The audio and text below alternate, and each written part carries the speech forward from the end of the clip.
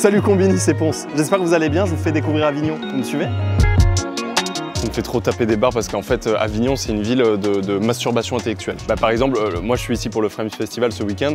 Le Frames Festival, quoi qu'on en dise, c'est un festival de vidéastes, mais où ça parle, ça débat, ça a table ronde, etc., etc. Et ça me régale parce que tout ce qui se passe à Avignon, c'est toujours... Ouais, donc on fait des petits trucs sympas, on discute de tout. Et genre là, même le marché, il est comme ça me détruit. Regardez le marché, c'est vraiment... C'est des petits créateurs qu'on met en avant, quoi, le temps d'un week-end ici, on a mis des petits trucs. Et c'est magnifique en vrai. Atelier d'art de France, ouais. Membre actif depuis 2013, ouais. En fait, Avignon, c'est une ville de culture, notamment grâce au Festival d'Avignon, qui existe depuis, je crois, 1949, je crois, amené par Jean Vilar et tout. Et c'est vrai que le fait que le théâtre à Avignon ait ramené plein de gens du milieu de la culture, ça fait que c'est une ville qui est intimement liée à toute forme de culture, quoi. Et ça, c'est une bibliothèque. Elle est magnifique, hein. Super grande bibliothèque dans laquelle je suis allé vraiment de mon école maternelle jusqu'à mon bac, en fait, parce qu'il y a la section jeunesse là-bas. En fait, je suis jamais vraiment bossé dedans, hein. J'avoue, j'ai juste salisé des bouquins pour enfants là. Puis après, quand j'étais au lycée, c'était pour se donner un peu bonne conscience. Genre, on disait, ouais, on va à la bibliothèque. Moi, j'étais plus là, sur les sièges derrière que dedans, quoi. Mais c'est une belle bibliothèque, en vrai, c'est une belle bibliothèque. La bibliothèque Sécano. Voilà, la rue de la République, messieurs, dames.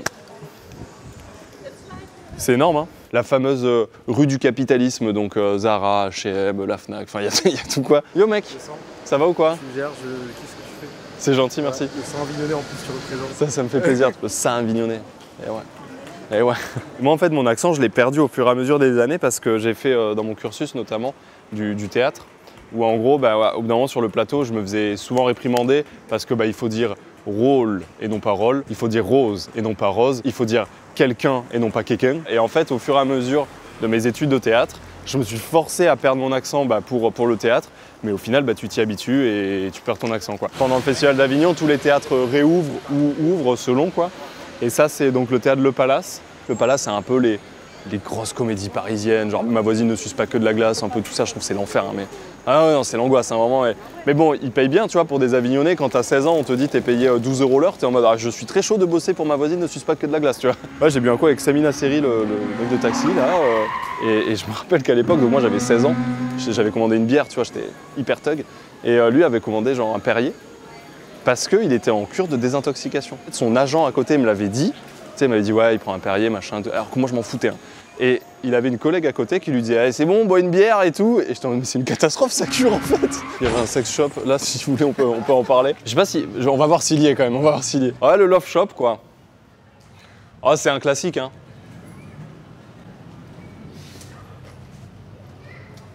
Ça bosse bien en plus dedans. Service client clean, tout le monde s'occupe bien de toi. Non, c'est bien, c'est bien. Mais ils ont changé la devanture, tu vois. Soir. Les remparts. En fait, Avignon, on va dire Avignon intramuros, au sens hyper strict de l'intramuros. Il y a des remparts tout le long du centre-ville, tout le long sans interruption. Les seules interruptions, c'est les portes. Vous avez ici la porte Saint-Roch, par exemple, donc avec voilà, deux espèces de tours comme ça. Donc moi, je trouve ça magnifique, quoi. C'est une ville qui est juste fortifiée autour de remparts, puis YOLO, quoi. On vit dans des remparts, quoi. Puis il y a le petit train, et je connais peut-être Fred, qui conduit le petit train. Fred! Ça va?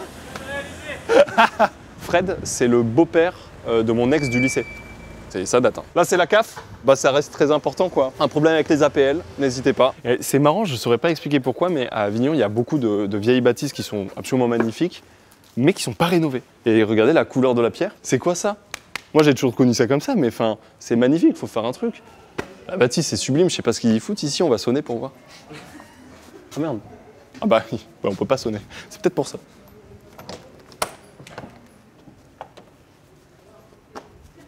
On va pas toucher.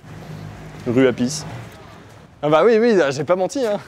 J'ai été honnête, hein. Il y a le lycée Mistral et du coup des fois on allait voir des potes lycée Mistral et on buvait un petit café au Tom Tip. Quand on était au collège, qu'on nous demandait d'acheter des bouquins, c'était la librairie Le Léjeuner ici. Quand on était au collège et qu'on avait eu de l'argent de poche et qu'on avait, je sais pas, 3 €, tu vois, genre on claquait les 3 balles en bonbons, en bec, tu vois.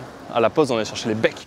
On arrive, messieurs, dames, dans un endroit qui m'a fait entrer au cœur de la ville d'Avignon, c'est-à-dire le collège Joseph Vernet. C'est là où tout a commencé, messieurs, dames. C'est là où les batailles d'œufs, le 1er avril, ont eu lieu. C'est là où j'ai rencontré Madame professeur d'allemand, par exemple. Exceptionnel, dans le mauvais sens du terme.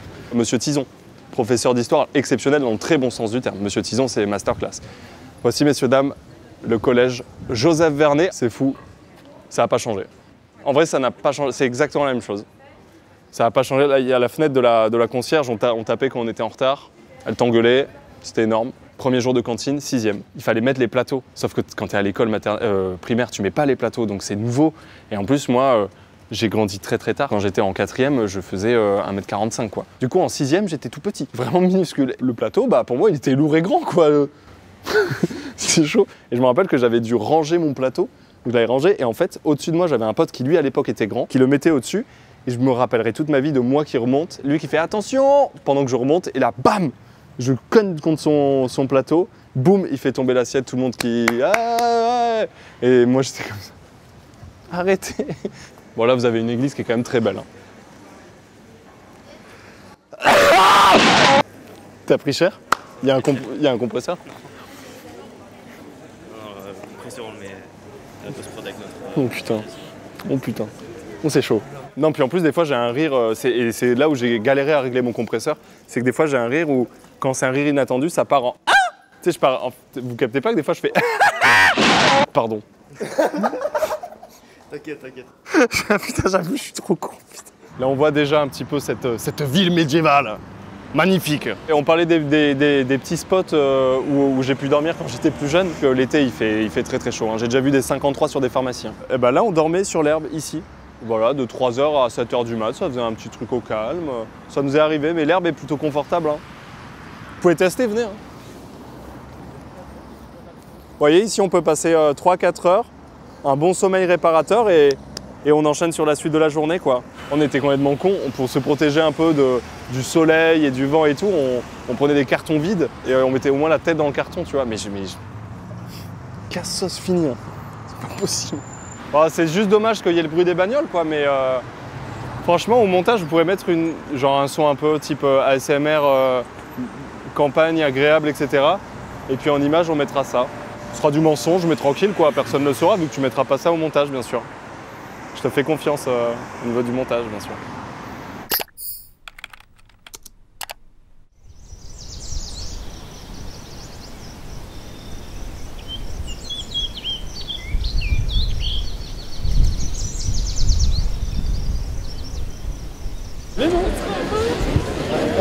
Animal Crossing.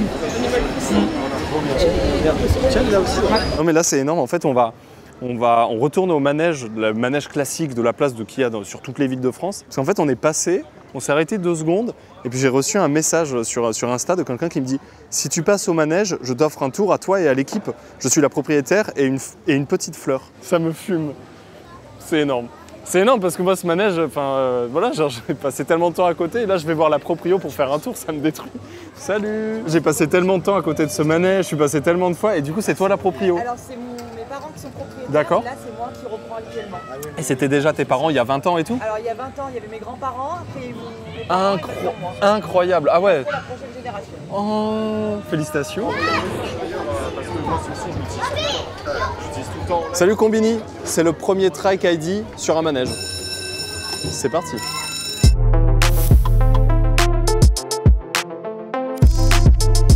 Tomber la chemise en single. Une masterclass que j'avais eue à Noël. Oh, les sensations sont monstrueuses!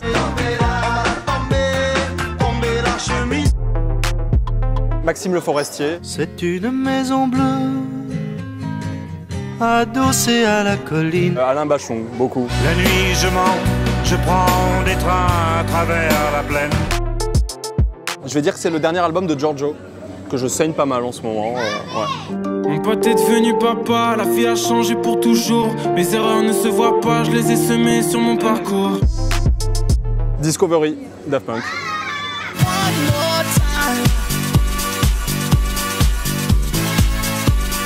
C'est inarrêtable, c'est intemporel. C'est fou, hein, parce qu'il y a des... Excusez-moi, les sensations sont monstrueuses, j'ai du mal à m'exprimer. Mais Daft Punk, c'est les seuls avec qui ça me fait ça, c'est-à-dire que c'est écoutable à l'infini, j'en ai jamais eu marre. À chaque fois que j'entends, il y a toujours la petite étincelle et tout. Discovery, c'est... Après, Homework aussi. En fait, les 4 albums de Daft Punk. C'est pas connu du tout, mais je vais dire, l'artiste, c'est Stavros. Je vous invite à découvrir si vous ne connaissez pas. C'est du son électronique avec des cuivres. Et il va y avoir parfois des trompettes, des saxos qui vont être ajoutés, mais très chill, un tempo plutôt low, etc. Et je vous invite à découvrir Stavros pour la baise, c'est parfait.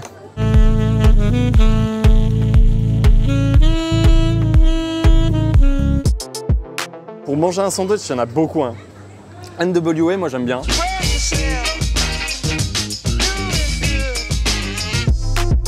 Je vais dire Sam Paganini.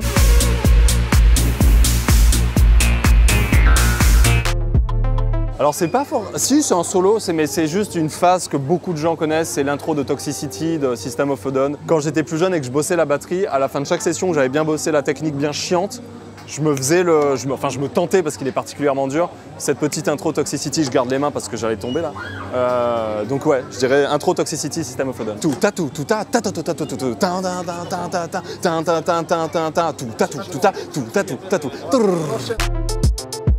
Carpenter Brut par exemple, pour bien y aller violemment, j'aime bien, ouais.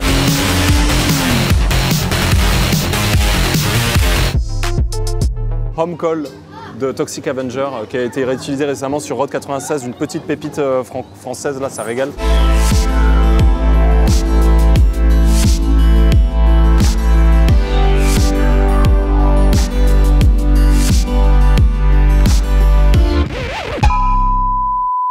Mon premier toucher prostatique était juste ici en fait. Juste ici, petit.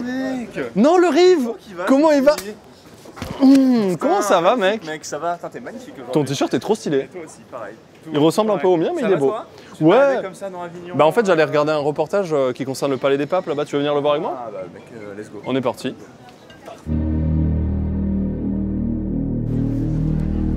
Sexe, drogue, alcool, violence. Aujourd'hui, Avignon, la capitale du Vaucluse, est le théâtre d'une guerre des gangs ultra-violente. Comment est-ce que la BAC d'Avignon gère-t-elle cette flambée épidémique de violence? Nous allons voir ça aujourd'hui dans notre documentaire. Un documentaire produit par Panier Fleur Productions. Il y a le petit train. Fred! Fred, c'est le beau-père de mon ex du lycée. Soir. Fred! Ça fait 3 fois qu'on croit. C'est Fred. De toute façon, il y a 2 conducteurs. Donc il y a un moment, bon bah Fred, à chaque fois qu'on croise un train, on a une chance sur 2 que ce soit Fred. Hein. Non, il fait un bon taf, hein, c'est clair. On le garde, Fred. Maintenant, je vais vous raconter l'histoire, si ça vous intéresse, du pont. Pourquoi? Qu'est-ce que c'est que cette histoire? Donc le pont que vous voyez là, normalement, il était censé rejoindre la tour Philippe le Bel qui est tout là-bas. Pour l'atteindre d'ici, il faut passer le Rhône, passer l'île de la Barthelasse, je vous en ai parlé, et puis repasser le Rhône, la 2e branche, et puis après aller jusqu'à la tour. Et pourquoi on voulait aller jusqu'à la tour? Parce que là-bas, il y a le Fort Saint-André. À l'époque, qui était le mieux protégé de la région, de par sa hauteur. C'est un cours. Hein. Le cours de Ponce. De par ses fortifications et sa hauteur, en fait, il était super bien protégé, ce fort. Et en fait, ce qu'on voit là, c'est Villeneuve-les-Avignon, la ville où moi j'ai grandi quand j'étais au lycée, etc. Et d'ailleurs, c'est le Gard, donc c'est l'Occitanie, donc c'est rattaché à Toulouse. Et pourquoi on voulait rejoindre le Fort Saint-André? Parce qu'en fait, les papes, quand ils étaient là, ils se disaient, bah ouais, mais si nous on est dans la merde, on fait comment? Parce qu'ils n'étaient pas très bien protégés là. Donc ce qu'ils faisaient, c'est que le but, c'était prendre le pont, aller jusqu'à la tour Philippe le Bel, et puis s'ils peuvent ensuite rejoindre le Fort Saint-André, et donc pouvoir partir par là. Sauf que le problème, c'est que vers le XIIIe siècle, 14e siècle, un pont comme ça, qui va jusqu'à la tour Philippe le Bel, c'est trop, c'est pas possible, le Rhône il est beaucoup trop violent, enfin c'est beaucoup trop. Donc en fait il a tenu, je saurais pas dire exactement, mais vraiment très peu de temps, de l'ordre du 2 mois, enfin c'est une catastrophe. Hein. Il a été cassé, puis on a abandonné le projet quoi. Et jamais personne ne s'est cassé par ce pont. Voilà, le pont d'Avignon. On est content, hein, ça fait plaisir d'avoir un pont. Hein. C'est celui de la chanson ouais, qu'on voit là, le pont Saint-Bénézé il s'appelle. Ouais.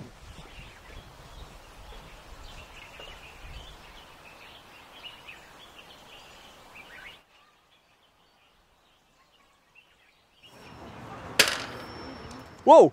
Vous êtes encore là! J'espère que cette visite d'Avignon vous a plu. Moi personnellement, c'est ma ville de cœur, je l'adore et je l'ai redécouvert aujourd'hui au travers Dieu nouveau.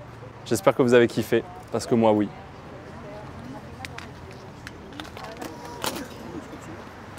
Non mais je sors du cadre.